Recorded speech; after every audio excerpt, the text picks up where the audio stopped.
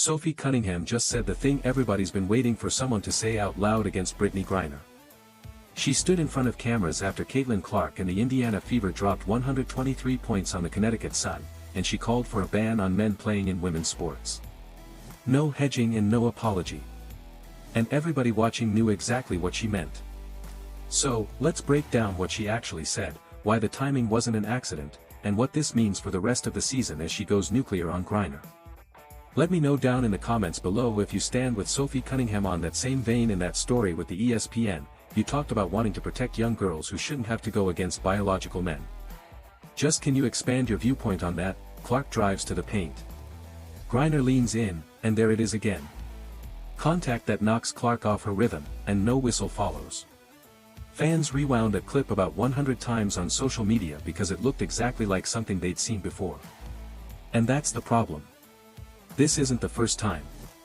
Go back to 2025. The Fever facing Griner's old team, the Atlanta Dream, and there's Griner shoving into Clark with a body check so obvious that broadcast replays caught it from 3 different angles. Griner barks something from the bench that game, too, and cameras picked up enough of it for fans to fill in the rest. That night, the referees swallowed their whistles. So, when it happens again in 2026 against a different team in a different building, people didn't call it a coincidence anymore. We have heard nothing from the WNBA. Absolutely nothing.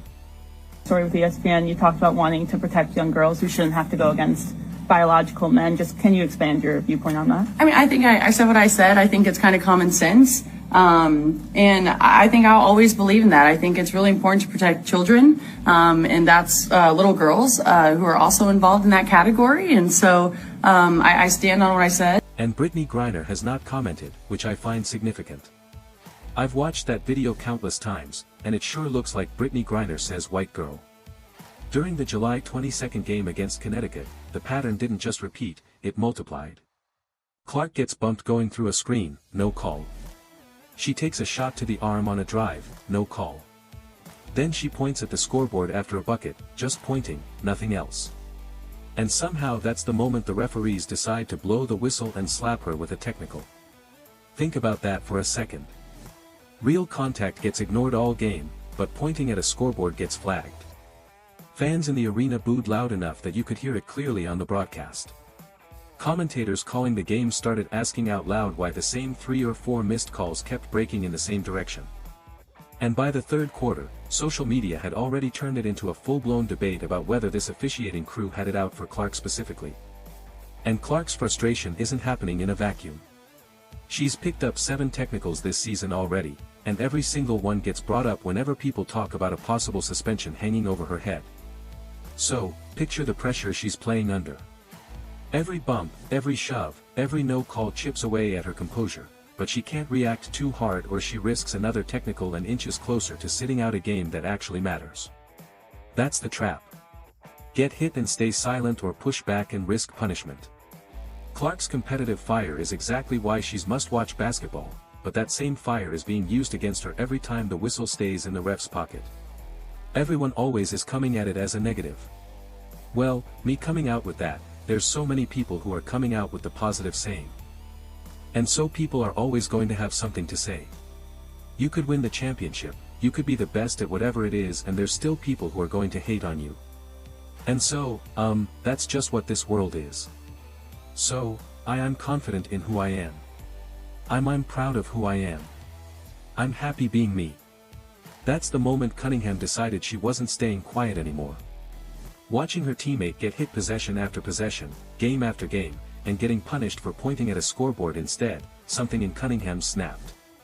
Not in a reckless way, but in a calculated one. She'd seen enough tape, heard enough excuses, and watched enough missed calls pile up. So, when the final buzzer sounded on a 123-88 blowout, Cunningham walked toward the cameras with something to say. When it comes just to protecting young girls in sport and women in sport, I might feel very strongly about that. I think that's why you have Title IX. That's why, you have some of the greats in women's sports. If Title IX and women's sports weren't protected, then you wouldn't hear about any type of women in music, sport. And so, I think in the future it's just really, important to protect. The final buzzer hasn't even stopped echoing, and Cunningham's already walking toward the microphones. No hesitation, no looking around for approval, just straight up to the cameras like she'd been waiting for this exact moment. Reporters barely got a question out before she started talking about protecting women's sports. Not in a vague way, either. She flat out said men shouldn't be allowed to play in women's leagues. And she said girls deserve locker rooms where they feel safe. Nobody in that room expected her to go there, but she did. And she didn't blink once while saying it. She talked about the laws that exist to protect fairness for women in sports. And she framed her whole stance around love and truth instead of just frustration. That's what caught people off guard. It wasn't a rant. It was calm. It was direct. And it sounded like something she turned over in her head for a long time before saying it out loud in front of cameras. I don't dislike anyone. Like, I think there is room for absolutely everyone here, and I think there's room to love everyone. And, I truly think when you get people in the same room and you have conversations, you actually have a lot in common with a lot of people.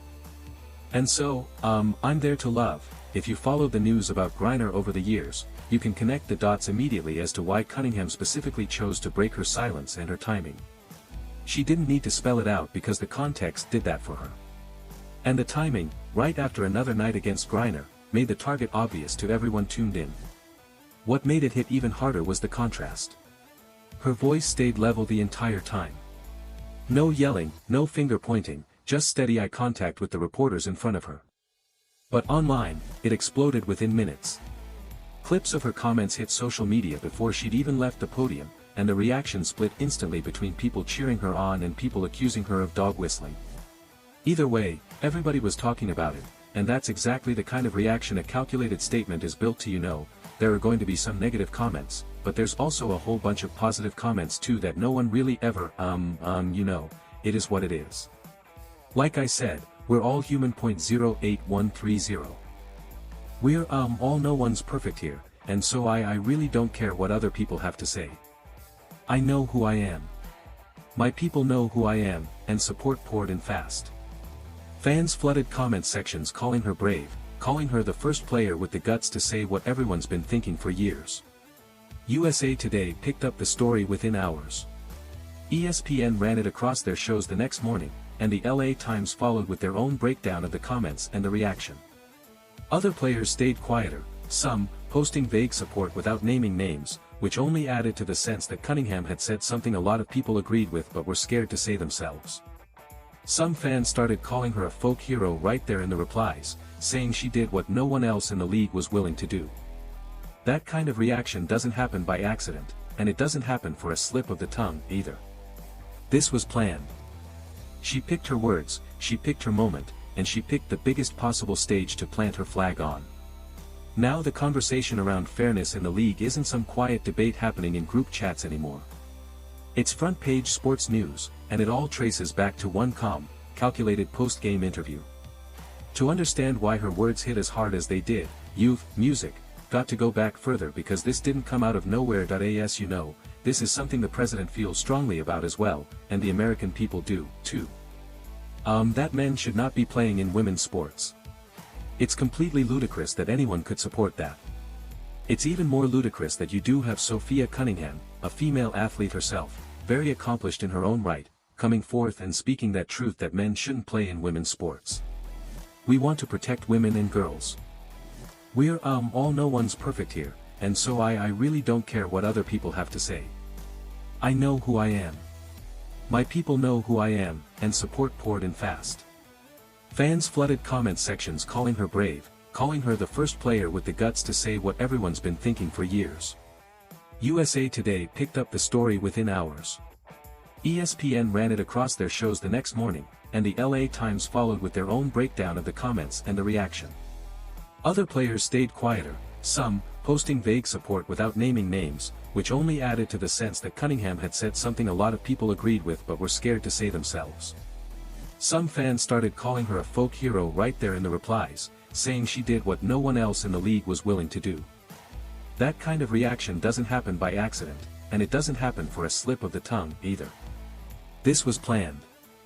She picked her words, she picked her moment, and she picked the biggest possible stage to plant her flag on.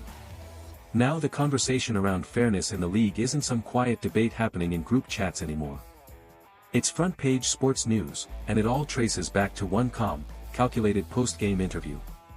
To understand why her words hit as hard as they did, you've, music, got to go back further because this didn't come out of nowhere. As you know, this is something the president feels strongly about as well, and the American people do, too. That men should not be playing in women's sports. It's completely ludicrous that anyone could support that. It's even more ludicrous that you do have Sophie Cunningham, a female athlete herself, very accomplished in her own right, coming forth and speaking that truth that men shouldn't play in women's sports. We want to protect women and girls. They are clearly very out of touch with the American public on this issue, which again is an 80-20 issue. It's common sense. It's rooted in basic biological fact that men should not be competing against women on playing words exchanged after whistles. Nothing ever huge enough to force the league's hand, but enough that fans watching close started keeping track. Each clash added another layer, and by the time 2025 rolled around, people were already primed to expect fireworks whenever Griner and Clark ended up on the same floor. Then came the Atlanta Dream game. And this time it's worth looking at the bench chatter, not just the hit. Cameras caught Griner running her mouth from the sideline. And while the music broadcast couldn't pick up every word clean, enough of it carried for fans to fill in the blanks fast. That's the part that stuck with people longer than the body check itself. A body check happens in the flow of a game, and you can argue it's physical basketball. Music, but barking something from the bench, away from the play, away from any real basketball reason, that's personal. And fans clocked it as personal immediately. Brittney Griner, who I can't stand, and every single time, the response from officials and the league lands the same way. Quiet. No real statement, no real discipline, just a no call in the moment and silence afterward. That's what builds resentment. Because when the same type of incident keeps getting minimized again and again, people stop calling it an accident and start calling it a pattern the league doesn't want to deal with. Brittney Griner is, in fact, a man. Underneath all of this, there has been rampant theories about Griner's real identity and gender. And speculation like that spreads fast once people feel like the league's protecting someone instead of holding them accountable.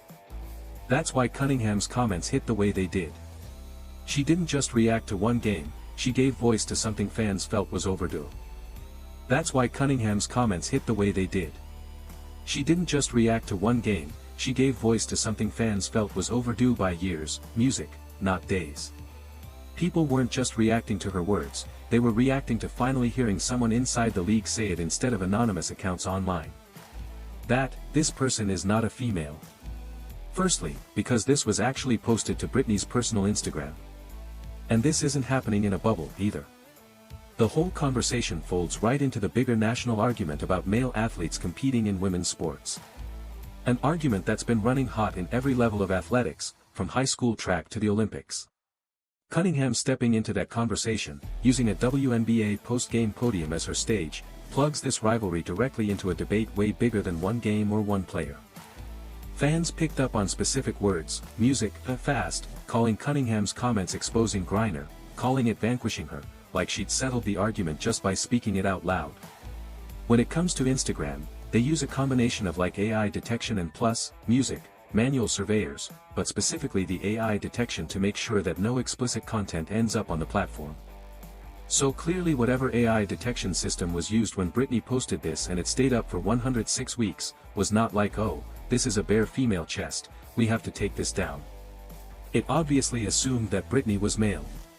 Cunningham's words gave that belief a voice loud enough to travel across every major outlet covering the story. So when people look back at July 22nd, they're not just going to remember a blowout final score. They're going to remember it as the night 3 years of tension finally got said out loud, in public, on record, with a name attached. And once the emotional part of the story got its moment, the Fever still had a basketball game to finish.